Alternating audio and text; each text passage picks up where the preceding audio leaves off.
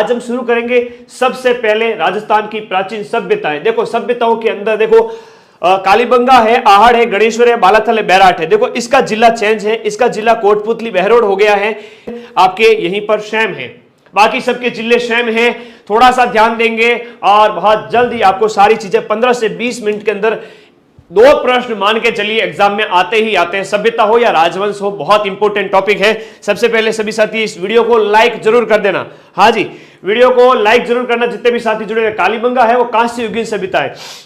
देखो थोड़ा सा पहला प्रश्न जो आता है, कालीबंगा कैसी सभ्यता है? कालीबंगा आपके कांस्य युगीन है। कहां से कालीबंगा, कहां से कांस्य युगीन? काका कहां का? कांस्य युगीन हनुमानगढ़ के अंदर। आहड़ की जो सभ्यता है, आहड़ हो गया। इसके साथ साथ हम बात करें, आहड़ की सभ्यता हो गई आपके, गणेश्वर हो गई और बालाथल हो गई। तीनों ताम्र युगीन है, ताम्र पाषाणिक सभ्यताएं हो जाती हैं। और बैराठ है वो लो युग की है। बैराठ लो युगीन, बै से बैराठ, लो से लो युगीन। बोलो क्या आ गया काके के बाद? आ बैल मुझे मार। हाँ, आ बैल मुझे मार का लो युगीन कौन सी है? बैराठ है। बैल से बैराठ, ल से लो युगीन। काका कौन? कांस्य युगीन है। कौन सी? कालीबंगा। अब देखो कालीबंगा को हम थोड़ा सा पढ़ना स्टार्ट करें तो कालीबंगा के अंदर देखो, कालीबंगा हनुमानगढ़ की सभ्यता है। प्राचीन सरस्वती नदी जो ऋग्वेद काल में हुआ करती थी, जो वर्तमान में घग्गर नदी है, इसे कई नामों से जाना गया है। इसे द्रुष्यदी कहते हैं, इसे नट नदी कहते हैं, इसे मृत नदी कहते हैं जो डाइड मर गई है, लुप्त नदी कहते हैं, इसे बहुत सारे नामों से जाना गया। ऋग्वेद काल के अंदर इसके प्रमाण मिलते हैं। लाठी सीरीज सेक्टर जो है आपका जैसलमेर के अंदर, और ये जो चांदल नलकूप वगैरह, ये जमीन के अंदर भूगर्भीय जल पट्टी जो पाई जाती है, ये कौन है? अरे कौन है? ये क्या है? ये सरस्वती नदी के मीठे जल का ही तो प्रमाण है। वरना उस रेगिस्तान के अंदर जहां 33 सागर हुआ करता था, वहां पर खारे जल की जगह जगह खारा जल है। बाड़मेर जैसलमेर में, वहां जैसलमेर में मीठे जल कहां से आया? ये क्या है? सरस्वती नदी के ही प्रमाण है, जो काजरी के वैज्ञानिकों ने खोजा था सबसे पहले। अवशेष इसके 3 स्तर पर मिलते हैं, हड़प्पा से पहले के, हड़प्पा के दौरान के और हड़प्पा के बाद के। ईसा पूर्व का सन क्या चलता है? उल्टा चलता है गुरुजी। हड़प्पा पूर्व मतलब 2350 से 1750 ईसा पूर्व से पहले की बात है। यानी ये कालीबंगा सभ्यता बहुत पुरानी है। 4000 साल तो पहले के ले लो, 2000 साल अभी के ले लो, 6000 साल पुरानी है ना। और पूर्व हड़प्पा के बाद में हड़प्पा काल के भी अवशेष, हड़प्पा काल में भी यहां पर लोग रहते थे, हड़प्पा काल में भी यहां पर लोग रहते थे, और उसके अवशेष 2350 से 1700 ईसा पूर्व के अवशेष भी यहां पर मिले हैं। पश्च हड़प्पा यानी 1750 ईसा पूर्व के बाद में 1500 1000 ईसा पूर्व, समय ईसा पूर्व में क्या चलता था? उल्टा चलता था। ठीक है, तो 3 स्तर के अवशेष मिलते हैं, 3 काल के अवशेष मिलते हैं। उत्खनन का उत्तरदायित्व तो किसे मिलता है? सीईटी के अंदर पिछली बार पूछा गया प्रश्न, और जब मैं एप्लीकेशन के अंदर भी पढ़ाता हूं ना, एक एक चीज नोट कराता हूं कि यह प्रश्न पूछा गया था, इस बार यह प्रश्न आएगा। तो तुम्हें कोई किताब लाने की जरूरत नहीं पड़ेगी एप्लीकेशन के अंदर जब आप पढ़ रहे हो डिटेल में। और यहां पर भी मैं बता रहा हूं, यह सीईटी में प्रश्न पूछा गया था कि उत्खनन का उत्तरदायित्व किसे सौंपा गया था? भारतीय पुरातत्व सर्वेक्षण विभाग नई दिल्ली को सौंपा गया था। किसका? कालीबंगा का। हाँ, भारतीय सर्वेक्षण विभाग। कालीबंगा की सभ्यता तो खोज किसने की थी? पियाजी ने खोज की थी। कालीबंगा की खोज पियाजी ने की थी। पियाजी कौन? पी अमलानंद घोष। कब? 1951-52, 1951-52 के अंदर पी अमलानंद घोष ने खोज की थी। और उत्खनन उससे 10 साल बाद में, बोले तो 51 से 61, 61 से 69, बीबी लाल, बीके थापर। बीबी लाल का तो निधन हो गया था, यूपी के थे, 2022 के अंदर है ना, सुर्खियों में थे। 61 से 69 के अंदर बीबी लाल और बीके थापर ने इसकी खुदाई का कार्य किया था। इनके नेतृत्व के अंदर कौन लोग और थे? ये प्रश्न बहुत इंपॉर्टेंट है, बार बार पूछा जाता है कि बीबी लाल और बीके थापर के साथ में जेवी जोशी थे, एमडी खरे थे, एसपी जैन से, केएम श्रीवास्तव थे। पिछली बार सीईटी के अंदर प्रश्न पूछा गया था, निम्न में से कौन सा व्यक्ति ऐसा है, निम्न में से कौन सा व्यक्ति ऐसा है जो कालीबंगा के उत्खनन कार्य से संबंधित नहीं है? हाँ, उस समय ये ऑप्शन में 4 लोग और थे, बीबी लाल और बीके थापर। टोटल 6 लोग आपको याद रखना है, लेकिन मुख्य जो योगदान है वो बीबी लाल और बीके थापर का है। पियाजी ने थप्पड़ मारा, पियाजी ने थप्पड़ मारा, बीबी कैसी हो गई? लाल पीली हो गई। 1951-52 से 1961-69 ये तो है आपकी खोज, और ये है इसकी खुदाई। याद रखना, सभ्यता आद्य ऐतिहासिक काल की है। ऐतिहासिक काल से पहले आदि ऐतिहासिक काल हुआ करता था, उससे पहले प्राक ऐतिहासिक काल हुआ करता था। ये आदि ऐतिहासिक काल के हैं, जब हमारे उस समय के मानव के जो लिखे पढ़ी, जो उसके लिखने पढ़ने का जो उसने जो लिपि थी वो हम पढ़ नहीं पाए। ये कांस्य युगीन है। आदि ऐतिहासिक काल के अंदर कांस्य युग चल रहा था, उस समय की सभ्यता है। ट्रिक तो काका समझ में आ गई। कालीबंगा कांस्य युगीन। नगरीय सभ्यता है कालीबंगा, हाँ कालीबंगा, जो कालीबंगा है वो नगरीय सभ्यता है, जहां पर मात्र सत्तात्मक महिलाओं की चलती थी, मुच्छों वाले की नहीं चलती थी। परिवार एकल हुआ करता था, एकल परिवार, हम दो हमारे एक, या एक भी नहीं, ये होता था। कहने की बात है नगरीय सभ्यता कालीबंगा। पियाजी की नहीं चलती थी, किसकी चलती थी? मात्र सत्तात्मक समाज, एकल परिवार। अब देखो ये प्रश्न तो आते ही आते हैं एग्जाम के अंदर। हाँ जी, आगे हम बात करें शाब्दिक अर्थ क्या है। कालीबंगा का मतलब होता है काले रंग की चूड़ियां। हाँ, रमकुड़ी जमकुड़ी को काले रंग की चूड़ियां घनी भावे, और रमकुड़ी जमकुड़ी को काले रंग की चूड़ियां भाती हैं तो मात्र सत्तात्मक समाज, याद रखना। और पंजाबी भाषा का यह शब्द है। एलपी टेसिटोरी ने सबसे पहले इस सभ्यता का पता लगाया कि भाई यहां पर लोग रहते थे। There was a civilization, once upon a time there was a civilization. वहां पर क्या थी? सभ्यता थी। ऐसा इन्होंने कहा था, किसने? टेसिटोरी महोदय ने कहा था। लेकिन खोज तो किसने की थी? पियाजी ने की थी सबसे पहले। हाँ, पियाजी ने सबसे पहले खोज की थी। अब देखो टेसिटोरी के बाद में उत्खनन के कितने स्तर हैं? ये प्रश्न भी सीईटी के अंदर पूछा गया था। क्या प्रश्न था?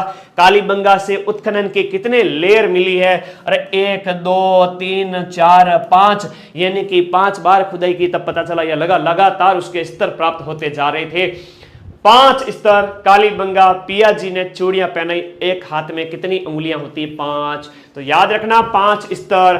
3 शमशान मिले हैं यहां पर, है ना। KLB1, KLB2, KLB3, 3 टीले यहां से प्राप्त होते हैं। क्या प्राप्त होते हैं? 3 टीले यहां से प्राप्त होते हैं। हाँ जी, 3 टीले यहां से प्राप्त होते हैं। और नगर जो बसा हुआ होता था ना, वो 2 दुर्ग और अदुर्ग के अंदर था। यानी कि जो नगर था इस तरह से, यहां पर तो बड़े लोग, धनी लोग रहते थे, यहां पर आम जनता रहती थी। तो दोहरी दीवार थी, चारों तरफ डबल बाउंड्री की हुई थी कालीबंगा के अंदर। और उसके बाद में 1961 की बात करें, इस कालीबंगा की सभ्यता के ऊपर डाक टिकट जारी किया गया था। डाक टिकट 1961। कालीबंगा संग्रहालय 85-86 के अंदर हनुमानगढ़ नगर के अंदर कालीबंगा म्यूजियम बनाया गया, ताकि वहां कालीबंगा की खुदाई से जो जो चीजें मिली है ना, वो तुम लोग जाके देख सको। अब नगर योजना ऐसी थी कालीबंगा की कि ग्रिड पद्धति, यानी समकोण पर काटती हुई सड़कें हुआ करती थी। समकोण पर, ऐसे समकोण पर काटती हुई क्या थी? सड़कें हुआ करती थी, जिसे चेस बोर्ड पद्धति, जैसे आप शतरंज के अंदर चेस नहीं देखते हो, वैसे ये चेस बोर्ड पद्धति, या जिसे ऑक्सफोर्ड पद्धति कहा गया। कालीबंगा की जो नालियां हुआ करती थी ना, वो पक्की ईंटों से बनी होती थी और लकड़ी का प्रयोग किया जाता था, और भट्टे का प्रयोग का प्रमाण नहीं मिलता है कालीबंगा के अंदर। इट मींस ये हुआ कि कालीबंगा के अंदर लोग जो ईंटें पकाते थे वो भट्टे का प्रयोग नहीं करते थे, धूप, हाँ धूप, एकदम जादू की तरह धूप में पकाते थे। कहां पकाते थे? धूप में पकाते थे कालीबंगा के लोग। अब देखो कालीबंगा के ये जो लोग थे ना, सिंधु सभ्यता की 3rd राजधानी, ये प्रश्न मोस्ट इंपोर्टेंट है, एग्जाम में पूछा गया है कि दशरथ शर्मा ने कहा था कालीबंगा को सिंधु सभ्यता की 3rd राजधानी। हाँ, सिंधु सभ्यता के 6 बड़े नगरों में से, वन ऑफ द बिगेस्ट नगरों में से कालीबंगा का भी नाम आता था। चलो ओके, आगे बढ़ते हैं। प्रमाण क्या क्या मिले हैं कालीबंगा की सभ्यता से, खुदाई से क्या क्या चीजें मिली हैं? हाँ, बहुत चीजें मिली हैं, बहुत चीजें मिली हैं। याद रखने लायक है कि गेहूं और जौ, बाजरा, यव, सरसों और चावल के प्रमाण, ये ऐसे प्रश्न RS प्री में भी एक बार पूछा गया था। याद रखिएगा कौन कौन से प्रमाण मिले, थोड़ा ध्यान देना। गेहूं और जौ जैसी युगल फसलों के प्रमाण मिले हैं। हम मिले, तुम मिले, दोनों साथ साथ चलेंगे तो मजा आएगा जीने का। गेहूं और जौ दोनों क्या थे? साथ साथ चल रहे थे, गेहूं और जौ। हाँ, राइस के जो, बाजरा, यव यानी कि आपके जौ, और सरसों और चावल के प्रमाण। जुते हुए खेत के प्रमाण है ना, प्लग्ड जो फील्ड होता था उसके प्रमाण मिले। जुते हुए खेत के प्रमाण कॉमन क्वेश्चन है, हर बार पूछा जाता है, कालीबंगा करोगे। ऊंट के प्रमाण, अटोडियो जो ऊंटियो है, और ऊंट के प्रमाण भी कालीबंगा से मिले हैं। मिश्रित खेती, मतलब एक फसल के साथ एक और बोते थे। रमकुड़ी जमकुड़ी कहती थी मतलब बाओ मारा परनिया जीरो, एक के साथ एक और फसल बो दो, ठीक है। भूकंप के प्राचीनतम प्रमाण, जहां पर दीवारों के अंदर क्रैक मिलते हैं, जहां पर दीवारों में क्या मिलते हैं, क्रैक मिलते हैं, दीवारों में क्या मिलते हैं, हाँ जी, दीवारों में क्रैक मिलते हैं, याद रखिएगा। सिंधु सभ्यता के 6 प्रमुख नगरों में से एक है। भूकंप के विश्व के प्राचीनतम प्रमाण, ऊंटे के प्रमाण, जुते हुए खेत के प्रमाण, संयुक्त फसलों के प्रमाण, सबके सब कालीबंगा से प्राप्त होते हैं। अग्नि वेदिका है one of the most important question. पहली बार बलि के प्रमाण यहां कालीबंगा से मिलते हैं। जुड़वा समाधियां, जिसमें कलश, आंशिक और पूर्ण समाधान समाधियां हुआ करती थी। देखो जुड़वा समाधियों के प्रमाण मिलते हैं। देखो जुड़वा समाधियां मतलब देखो क्या होता है, युगल होता था कि मैं भी जाऊंगा तू भी मेरे साथ चलेगी क्या, तू भी मेरे साथ चलेगा क्या, कहां ऊपर राम जी के, ना जी ना मैं तो को नहीं चालू। तो जुड़वा समाधियां मिलती हैं कहीं कहीं पर। कलश समाधि एक आंशिक समाधि है ना, और एक पूर्ण समाधि पूरी तरह से, कहीं कहीं पर आंशिक 3 प्रमाण मिले। कपास और रुई के प्रमाण राजस्थान की किस सभ्यता से मिले हैं, कालीबंगा से मिले हैं। बेलनाकार मोहरें मिली हैं बेलन के जैसी, जिसकी शादी हो रखी है उसको तो पता है, रोज बेलन का काम पड़ता है क्योंकि पीछे से बेलन आता है उसके। I have no experience but I can explain. अब बेलनाकार मोहरें यहां से मिलती है मेसोपोटामिया की सभ्यता के साथ में। देखो भाई मेसोपोटामिया की सभ्यता के साथ में हमारा व्यापार हुआ करता था, इस वजह से ये जो बेलनाकार मोहरें मिली हैं, हम कह सकते हैं कि इंटरनेशनल ट्रेड था। कहां, कालीबंगा के अंदर। छिद्रित खोपड़ी एक हाइड्रोस्प्लिक्स रोग है, उसके प्रमाण भी कालीबंगा से मिले, यानी एक छिद्रित खोपड़ी मिली है। और मिट्टी के खिलौने भी कालीबंगा से मिले। रिवीजन कर लेना, सब कुछ याद हो जाएगा। ये पिछली बार सीईटी के अंदर पूछा गया प्रश्न है, ध्यान रखना, ऐसा प्रश्न पूछा गया था। सैंधव लिपि के प्रमाण राजस्थान का एकमात्र स्थल है। शंख लिपि वाला पिछली बार पूछा गया था, शंख लिपि वाला एक प्रश्न पूछा गया था, हाँ शंख लिपि वाला पूछा गया था, ध्यान रखिएगा। यह भी बहुत इंपॉर्टेंट है इस बार सीईटी के लिए। सैंधव लिपि के प्रमाण, सिंधु सभ्यता के टाइम की जो लिपि है उसके प्रमाण राजस्थान के एकमात्र स्तर कालीबंगा से मिलते हैं। और भूरे लाल पॉलिशदार, भूरे और लाल पॉलिश की हुई काले चित्रित, जो काले रंग के चित्रित किए गए मिट्टी के बर्तन कहां से मिलते हैं, कालीबंगा। अब कालीबंगा की जितनी भी कहानी है लास्ट के 2 मिनट में वापस बता दूंगा कि देखो उदयपुर से आहड़ की सभ्यता के प्रमाण मिलते हैं। दूसरी सभ्यता की हम शुरुआत करते हैं, इसे ताम्रवती नगरी कहते हैं। एक प्रश्न जो बच्चों को बार बार कंफ्यूज करता है, हाँ एक प्रश्न जो बच्चों को बार बार कंफ्यूज करता है, एक है आपका ताम्रवती नगरी और एक है ताम्र सभ्यताओं की जननी। ताम्रवती तो कौन, आहड़। ताम्र सभ्यताओं की जननी कौन, गणेश्वर। याद रखना, बड़ा कंफ्यूज करता है बच्चों को।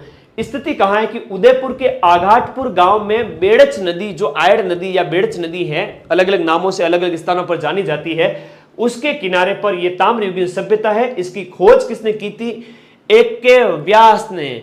आयड़ नदी, आयड़ नदी AK-47 की रफ्तार से आयड़ नदी आ रही है। एक के व्यास, अक्षय कीर्ति व्यास 53 के अंदर।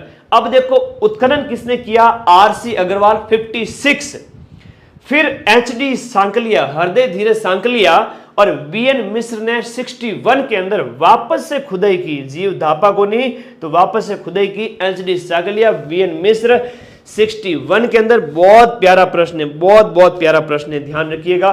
अब आहड़ के उपनाम एग्जाम में पूछा जाता है। बनास संस्कृति है, बनास नदी के किनारे, वहां बेड़च नदी के किनारे, इस वजह से इसे बनास संस्कृति, बनास सभ्यता, बनास संस्कृति, बेड़च संस्कृति आदि नामों से जाना गया है। भाई जिस नदी के किनारे बसे होंगे इसीलिए तो उसे उस नाम से जाना जाएगा। आघाटपुर भी आहड़ का नाम है, धूलकोट आहड़ का स्थानीय नाम है। एग्जाम में बार बार ये वाला प्रश्न पूछ लिया जाता है। इसके बाद मृतकों का टीला किसे कहते हैं, आहड़ की इसी सभ्यता को कहते हैं। लेकिन मुर्दों का टीला कौन सा है, मोहन जोदड़ो है, याद रखना। मृतकों का टीला कौन सा है, आहड़ है। कालक्रम 1900 ईसा पूर्व से 1200 ईसा पूर्व, मतलब ऋग्वैदिक काल तक ये लोग आ गए थे। उस समय तक के इनके अंदर प्रमाण मिलते हैं, हड़प्पा से लेकर के ऋग्वेद काल तक के। अब आहड़ के अंदर गांव था पितृ सत्तात्मक, मुच्छों वाले आदमी की चलती थी। कालीबंगा में तो औरतों की चलती थी, महिलाओं की चलती थी, मातृ सत्ता की और डाकी पुरुष की चलती नहीं थी। लेकिन आहड़ के अंदर पुरुष की चलती थी, पितृ सत्तात्मक था, संयुक्त परिवार था, एकल नहीं था। उत्खनन में 6 स्तर मिले, वहां 5 मिले थे। ऐसे प्रश्न एग्जाम में पूछे जाते हैं। और मकान है वो कच्ची ईंट और काले पत्थर के बनते थे, ये भी प्रश्न पूछा गया है।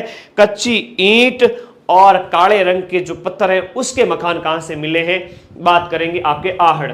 देखो, जल संरक्षण की चक्रकूप विधि, वाटर हार्वेस्टिंग के प्रमाण आहड़ से मिले, जहां पर घरों का पानी कहां जाता था, जमीन में स्टोर होता था, छोटा टांका वगैरह बना करके, और बिना हत्थे का एक जल पात्र, ऐसा लोटा जिसके क्या है, पकड़ने का कोई पात्र नहीं हुआ, साइड में कोई हत्था नहीं होता था, खाली पकड़ो और पी जाओ पानी। तो ऐसा ईरान के साथ व्यापार की वजह से पॉसिबल हुआ है। बेलनाकार मोहर है कालीबंगा में मिली है। इसका मतलब हमें यह पता चलता है कि कालीबंगा के लोग मेसोपोटामिया के साथ व्यापार करते थे। ये लोग जो है आहड़ वाले ईरान के साथ व्यापार करते थे। मजा आया कि नहीं आया, सच बताना, लाइक कर देना वीडियो को जितने भी बच्चे हैं। अब देखो, ये तो one of the most question है, एग्जाम में बार बार पूछा जाता है कि गोरे और कोठे क्या है।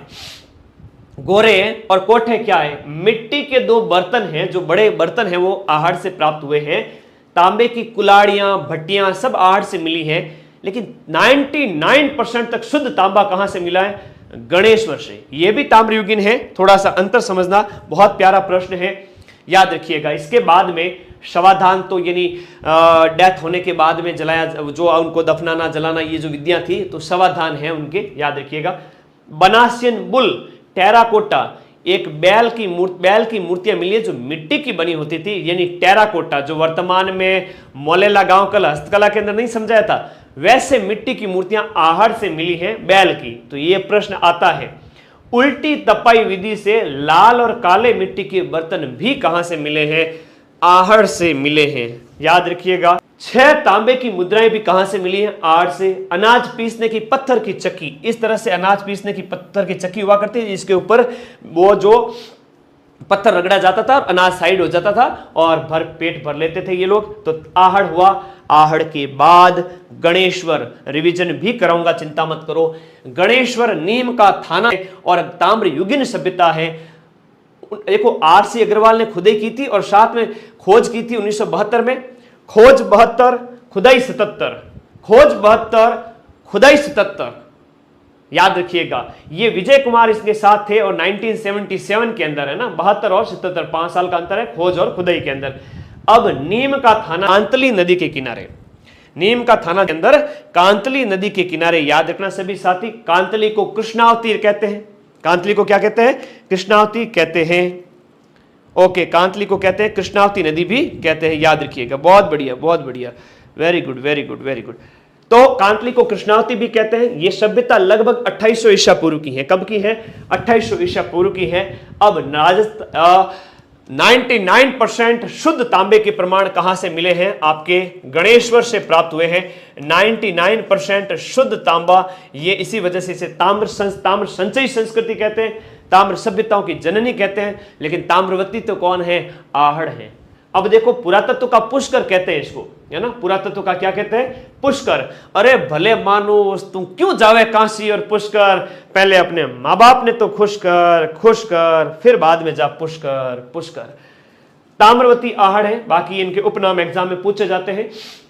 राजस्थान का वो सभ्यता स्थल जहां से ईंटों से नहीं बल्कि पत्थर से मकान बने होते थे, ईंटों के नहीं बल्कि किससे बने होते थे? पत्थर के मकान बने होते थे। वो कौन सा है? आपके गणेश्वर है। पत्थर के बांध थे, पत्थर ही पत्थर था। तो तांबे से, जो तांबे के बने हुए मछली पकड़ने के कांटे वगैरह है ना, इसका मतलब ये लोग गणेश्वर वाले क्या थे? मांसाहारी थे। कपिश या कथई रंग के मृदभांड है ना, बांदरे के कलर के मृदभांड यहां से मिले। उपकरणों में 99% तक तांबा। अब गणेश्वर कंप्लीट होता है कांतली नदी के किनारे, नीम का थाना जिला नया। उसके बाद आगे पढ़ते हैं अगली सभ्यता, बैराठ। बैराठ पहले जयपुर पढ़ते थे, लेकिन अभी इस सभ्यता का जिला आप क्या पढ़ोगे? कोटपुतली बहरोड। कौन सा पढ़ोगे? कोटपुतली बहरोड जिला है, नवीन जिला व्यवस्था के अनुसार। अब प्राचीन विराट नगर हुआ करता, विराट नगर है ना, प्राचीन क्या हुआ करता था? विराट नगर हुआ करता था और मत्स्य जनपद की राजधानी थी। राजा विराट यहां पर था और पांडव लोग यहां पर आए थे, इसके प्रमाण भी मिलते हैं, है ना।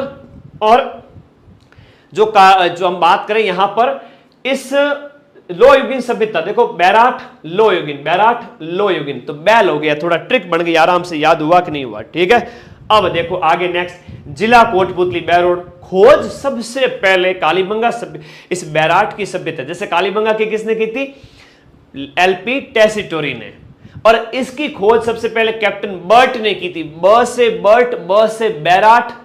भाबरू शिलालेख भी इसी ने खोजा था, अशोक का, जो वर्तमान में एशियाटिक सोसाइटी ऑफ बंगाल वहां कोलकाता के अंदर रखा हुआ है। 1837 के अंदर कैप्टन बर्ट ने खोजा था सबसे पहले, लेकिन खुदाई तो इसके 99 साल बाद में दयाराम साहनी, और ये दया सीआईडी से अलग हैं। दयाराम साहनी 1936, हाँ बैराट, आ बैल मुझे मार, वो सीआईडी वाला दया बड़ा खतरनाक है ना, कैसे मारता है सबको, वैसे याद करना। तो दयाराम साहनी आपके 1936, बाणगंगा नदी के किनारे, वो गणेश्वर कांतली थी ना, वैसे ये बाणगंगा नदी के किनारे, बहुत बहुत इंपॉर्टेंट है। अब देखो वापस से उत्खनन किया गया। आज के टाइम में ऐसे प्रश्न एग्जाम में आते हैं, किसी सभ्यता विशेष का पुनः उत्खनन कब हुआ था, जैसे पुनः उत्खनन पूछ लिए जाते हैं एग्जाम के अंदर, तो 1962-63 के अंदर वापस उत्खनन किया गया, और पहले उत्खनन 36 में दयाराम जी ने किया था, और फिर 62-63 के अंदर नील रत्न बनर्जी, एनआर बनर्जी और के एन दीक्षित, यह प्रश्न आता है, के एन दीक्षित, इन्होंने वापस से खुदाई करवाई। अब क्या क्या जानकारी मिलती है इस कालीबंगा की सभ्यता से, बैराट की सभ्यता से, है ना। तो बौद्ध धर्म मोस्ट इंपोर्टेंट, सम्राट अशोक के बारे में जानकारी, मौर्यों के बारे में, ईसा पूर्व 3वीं शताब्दी, प्रागैतिहासिक पाषाणकालीन अवशेष भी यहां से मिलते हैं, शैल चित्र प्राप्त होते हैं उस टाइम के पाषाण काल के, बहुत बहुत इंपॉर्टेंट है। प्रागैतिहासिक और पाषाणकालीन, फिर महाजनपद काल और महाभारत काल, ईसा पूर्व 1000 से 500 के बीच में ये महाभारत महाजनपद काल, उसके भी अवशेष यहां से मिलते हैं, ये इंपॉर्टेंट है, बैराट से मिलते हैं ये अवशेष, परीक्षा में पूछे गए प्रश्न है। फिर कुछ पहाड़ियां हैं जो बैराट की सभ्यता से मिलती हैं, या कुछ पहाड़ियां हैं जिनसे बैराट की सभ्यता के अवशेष मिलते हैं। भीम डूंगरी, बीजक डूंगरी, बी से भीम, बी से बीजक डूंगरी। गणेश जी के, महादेव जी के पुत्र कौन, गणेश जी, तो महादेव डूंगरी, गणेश डूंगरी, मोती डूंगरी, भूमली डूंगरी, ये सब कहां है, बैराट की सभ्यता से संबंधित हो जाते हैं। अब देखो यहां हम आगे देखिएगा, नेक्स्ट टॉपिक की ओर आगे बढ़ते हैं, नेक्स्ट टॉपिक की ओर। हाँ जी, नेक्स्ट टॉपिक की ओर देखिएगा, बहुत प्यारा प्रश्न है, वेरी वेरी इंपॉर्टेंट। ये कार्लाइल ने, ACL कार्लाइल, देखो इसने दोषा के अंदर सबसे पहले यहां पर इसने दोषा के अंदर भी प्रमाण प्राप्त किए थे, याद करिएगा, दौसा जिले से। और राजस्थान पुरातत्व सर्वेक्षण विभाग का जो स्थापना किसने की थी, इन्होंने की थी। राजस्थान पुरातत्व सर्वेक्षण विभाग, राजस्थान पुरातत्व सर्वेक्षण विभाग का जो संस्थापक था वो कौन है, सर्वेक्षण विभाग का संस्थापक 1881 के अंदर ACL कार्लाइल ने स्थापित किया था। अशोक का सेकंड लेख भीम डूंगरी से इसी ACL कार्लाइल ने स्थापित प्राप्त किया था, और कार्लाइल को राजस्थान में पुरातत्व सर्वेक्षण विभाग का जनक कहा जाता है।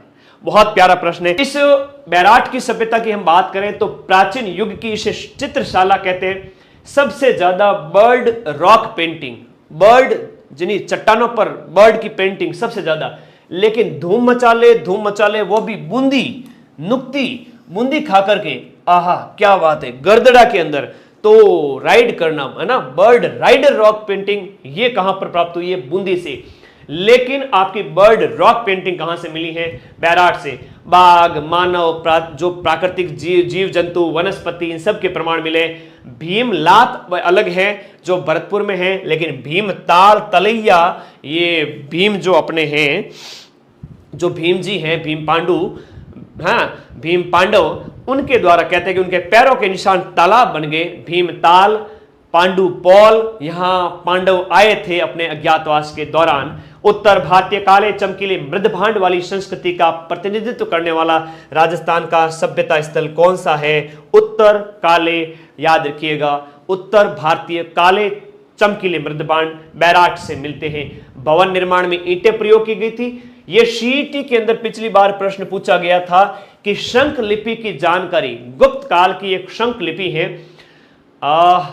ईसा के बाद की 4वीं शताब्दी की बात करें, जब 320 के लगभग गुप्त काल के साम्राज्य की स्थापना हुई थी, उस समय की शंख लिपि के प्रमाण कहां से मिले हैं, ये भी आपसे याद करेंगे। गुप्तकालीन शंख लिपि की जानकारी भी आपके कहां से मिली है, बैराट से। सूती वस्त्र में चांदी की 8 मुद्राएं, ये प्रश्न भी एग्जाम में पूछा गया है।